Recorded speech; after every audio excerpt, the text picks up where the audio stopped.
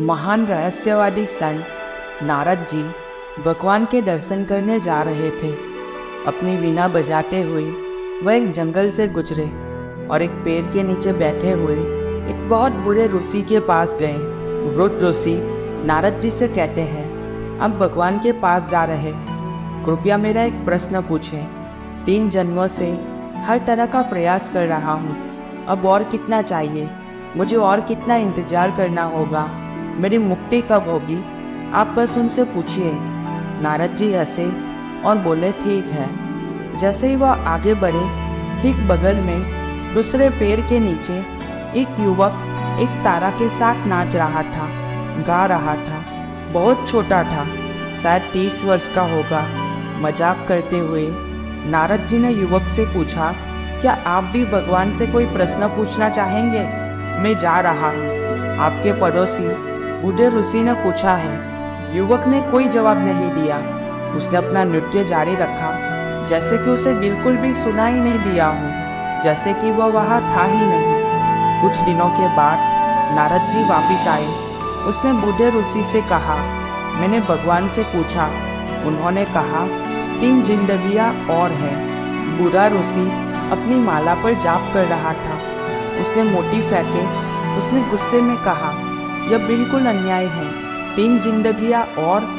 अब नारद जी उस युवक के पास गए जो नृत्य कर रहा था और उससे कहा, हालांकि आपने उत्तर नहीं दिया था और आपने पूछा भी नहीं था, वैसे ही मैंने भगवान से आपके बारे में भी पूछा, लेकिन अब मुझे डर लग रहा है कि तुम्हें बताऊं या नहीं।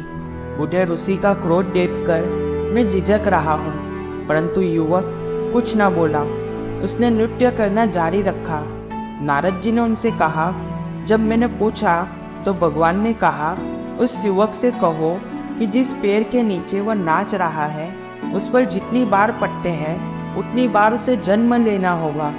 और वह युवक और भी अधिक आनंद से नाचने लगा और उसने कहा, इतनी तेजी, दुनिया में इतने सारे पेड़ और इतनी सारी पट्टियाँ, बस इतनी सी, केवल ये पट्टे, केवल इतने ही जीवन मैं पहले ही पा चुका हूँ।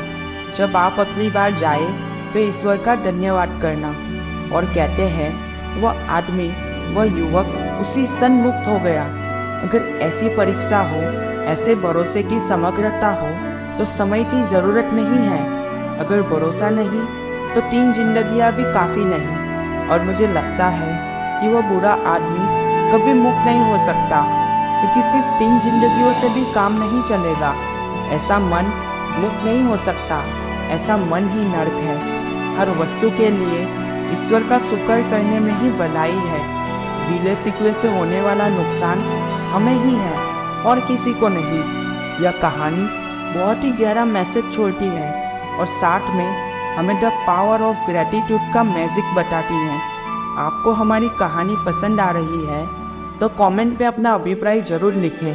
वीडियो को लाइक करके चैनल सब्सक्राइब करें, साथ में नोटिफिकेशन बेल ऑन करके, जिससे ट्रू पहचान की हर अपडेट आप तक पहुंच सके।